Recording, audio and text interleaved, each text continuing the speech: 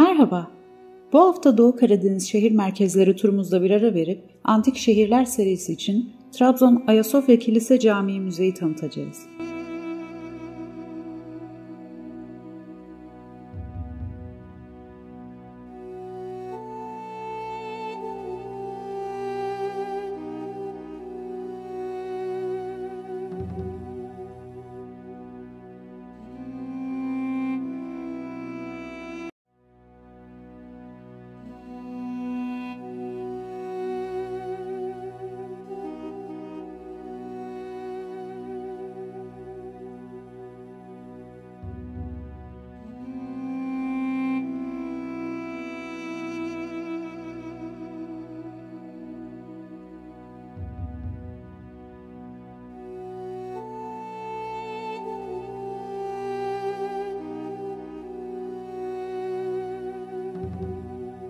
Dördüncü Haçlı Seferi ile yola çıkan Katolik Latinler ve Venedikliler Kudüs yerine İstanbul'a yönelerek Konstantinopolis'i işgal ettiler. Haziran 1203'te Haçlı donanması İstanbul önlerine geldi ve Kadıköy ile Üsküdar çevresini istila edip yağmaladı. Karşısında Katolik donanmasını gören Konstantinopolis halkı direnişe geçti. Haziran 1203'te Haçlı donanması İstanbul önlerine geldi ve Kadıköy ile Üsküdar çevresini istila edip yağmaladı. Karşısında Katolik donanmasını gören Konstantinopolis halkı direnişe geçti. İç karışıklıklar nedeniyle donanması çürümeye terk edilen Romalılar çareyi Haliç'e meşhur zincir çekmekte buldu. Bu tedbir tek başına yeterli olmadı ve güçlü Venedik gemileri altın boynuza girmeyi başardı. Nihayetinde saldırı başladı. İlk başlarda direnen Roma İmparatoru Alekios yüzlerce kilo altın ve mahiyetiyle İstanbul'u terk edince direniş kırıldı. Hükümdarsız kalan Konstantinopolis kısa süre sonra teslim oldu. 12 Haziran 1204'te İstanbul'a giren Latinler şehri tam 3 gün boyunca yağmaladılar. Yalnız bu sıradan bir yağma değildi. Çünkü burada bir Katolik imparatorluğu kurulacak ve yaklaşık 57 yıl sürecekti. Paleologos Hanedanı İznik yakınlarına kaçarak Nikea İmparatorluğunu, Komnenos Hanedanlığı da akrabası olan Gürcistan Kraliçesi Tamara'nın yardımıyla Trabzon'a kaçıp Trabzon İmparatorluğunu kurdular.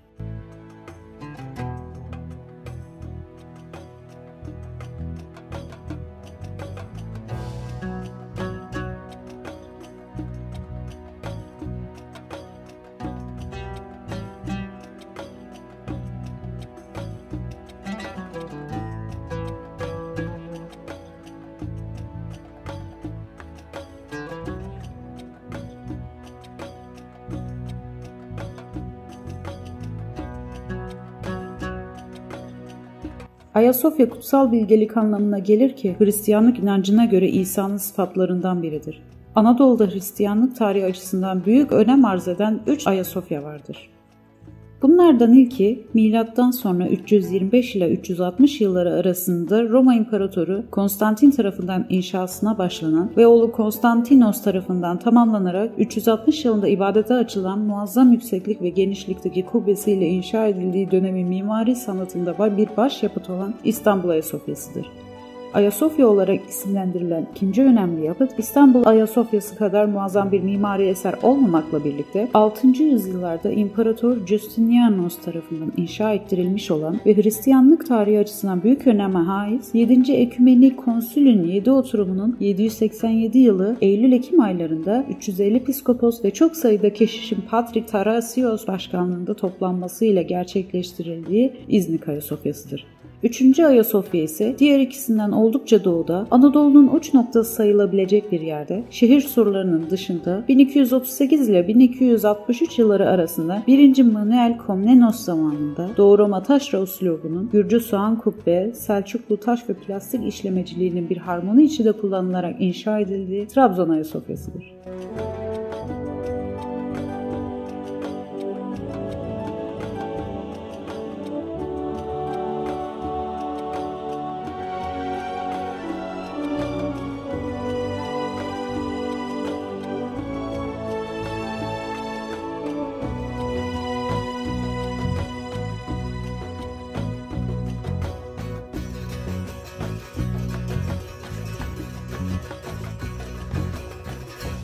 Trabzon Ayasofya'sının özellikle Güney Nartex girişindeki muazzam taş işçiliklerinde mimarisindeki farklı milletlerin oluşturduğu katkılara benzer bir diğer kilise girişlerinde görülmeyecek güzellikte süslemeler mevcut. 1204 yılında Gürcü Kraliçesi Tamara'nın yardımları ile Komnenos Hanedanı tarafından kurulan Trabzon Devleti, kısa tarihi içerisinde varlığını sürdürebilmek için farklı devlet ve kuvvetlerle ittifaklar yapmış, kız alışverişinde bulunmuştu. İlk kurulduğu yıllarda İznik'teki Nikea Devleti ile mücadeleye girişmişler, Anadolu Selçukluları ve Moğollar ile ittifaklar kurmuşlar. Varlıklarını devam ettirebilmek için bu devletlere vergi ödemişlerdi. Tüm bu farklı çetrefil politik ilişkilerinin hepsi Trabzon sanatı ve mimarisi üzerinde izlerini bırakmış. Bunlar içinde en önemlisi Ayasofya'nın tarihi ile ilişkili olması dolayısıyla süslemelerde görülen Anadolu Selçuklu etkisidir.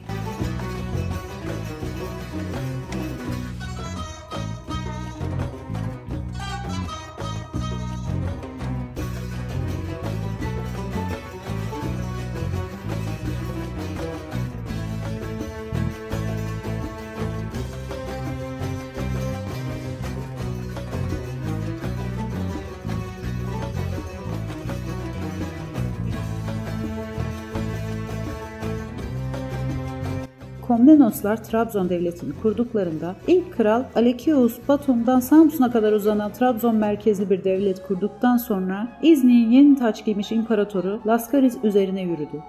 Fakat Samsun yakınlarında bu bölgeyi yönetimi altında tutan Selçuklu hükümdarı 1. Keykavus'un ordusu ile karşılaştı. Sinop'un Selçukluların eline geçmesi neticesinde yapılan anlaşma ile Alekios, Anadolu Selçuklularının vasal yönetimi altına girmeyi ve vergi ödemeyi kabul etti.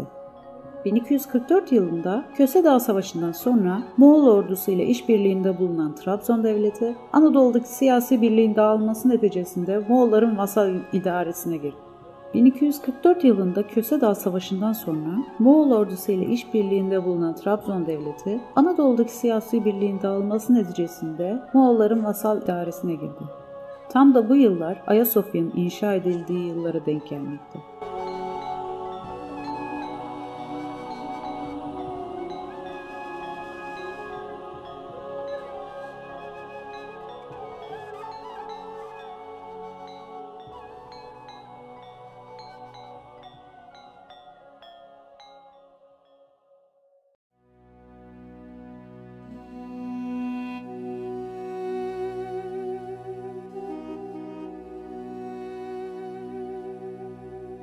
Trabzon Ayasofya'sı, Eskişehir olarak nitelendirebileceğimiz Ortahisar Suriçi'nden 1,5 kilometre uzaklıkta batı yönden şehre giren yolun sağ tarafındadır.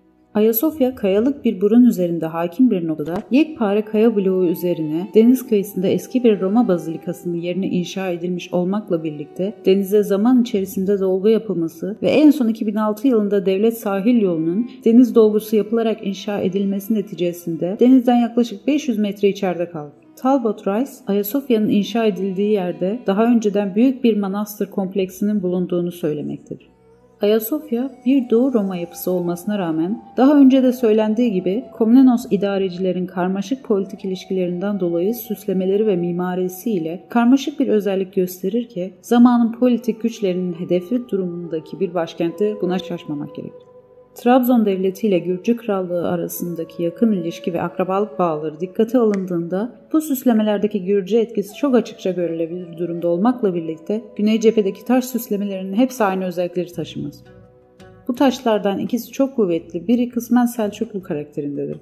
Batı cephesindeki dış narteks girişindeki Selçuklu üslubunda 9 taş süsleme vardır.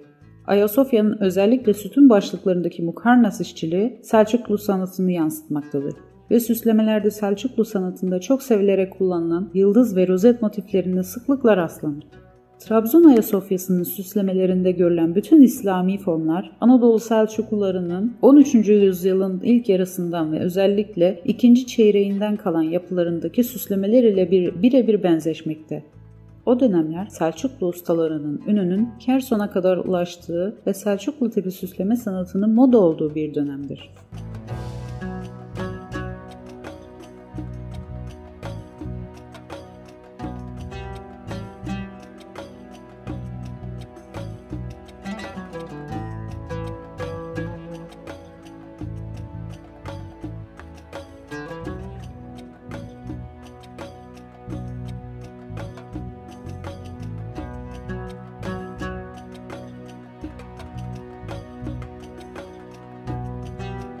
Ayasofya, Trabzon devleti krallarından 1. Manuel Komnenos zamanında pagan Roma tanrısı Apollo adına yapılan tapınağın yerine inşa edilmiş. Kilisenin kuzeyinde bulunan 3 apsisli şapel kalıntısı ise daha erken bir döneme ait olmalı. Ayasofya'nın temel planı kare içinde haç şeklinde. Yüksek bir kasnak üstündeki merkez kubbeyi 4 sütun taşır.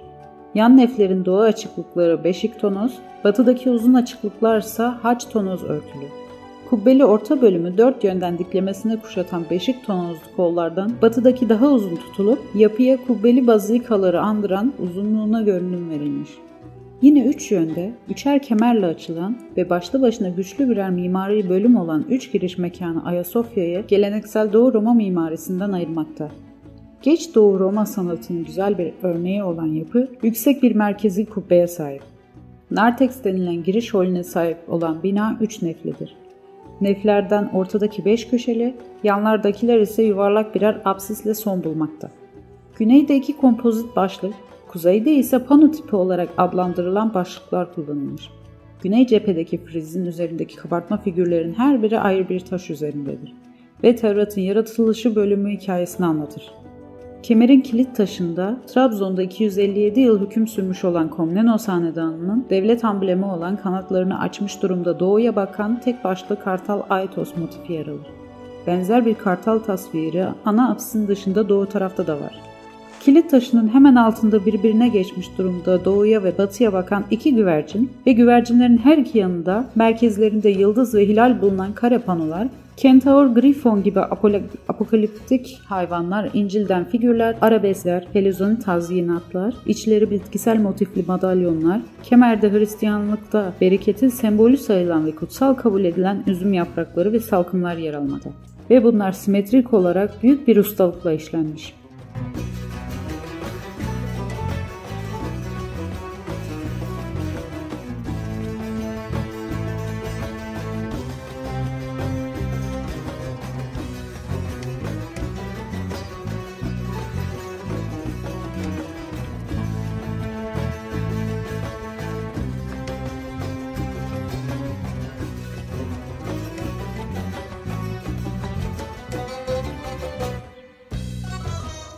Şaşırılacak derecede Türk bayrağına benzeyen, doğuya dönük hilal şeklinde ay ve güneş şeklinde yıldız kabartması bir Helen, Roma, Selçuklu ya da Gürcü sembolü olmayıp Karadeniz bölgesinde binlerce yıldır bilinen Mitra kültüründen miras dinsel kökenli bir motiftir.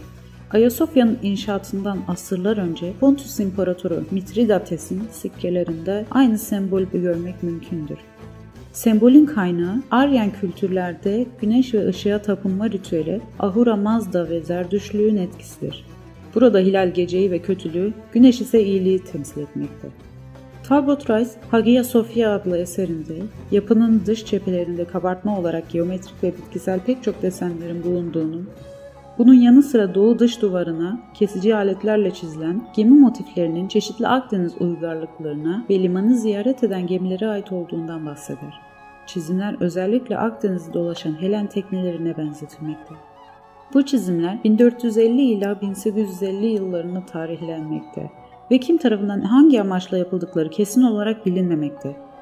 Değişik kişilerin elinden çıktığı açıkça anlaşılan bu kazımalar, muhtemelen denizci bir millet olan yöre halkının inanışları gereği avlanırken ve yolculuk esnasında Tanrı'nın kendilerini koruması ve bol kazanç vermesi amacıyla çizilmiş olabilecekleri düşünmekte.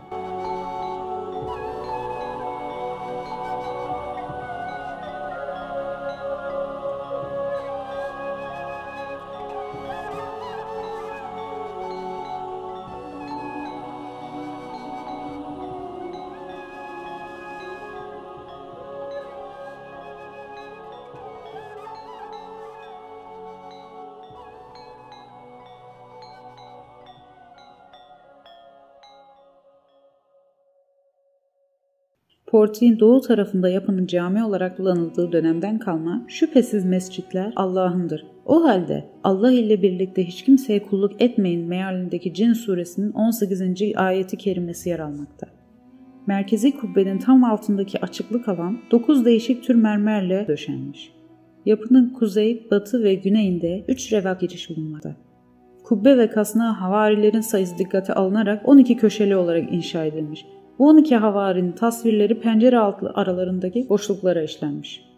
Ayasofya'nın süslemelerinin önemli bölümünü meydana getiren fresklerde İncil'den alınmış konular canlandırılmış. Freskler Doğu Roma sanatının en güzel örnekleridir.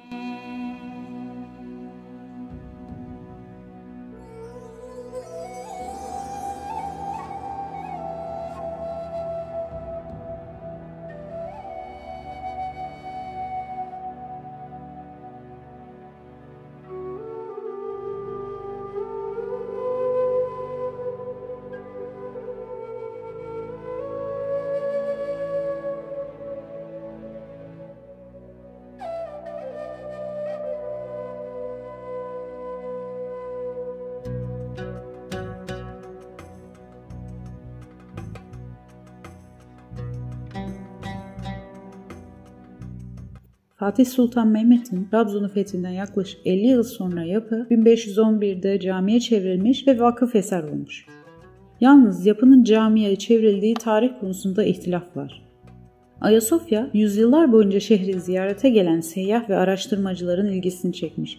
Trabzon üzerine attıkları ile ünlü Evliya Çelebi Seyahatname adlı eserinde kilisenin nasıl camiye çevrildiğinden şöyle bahseder.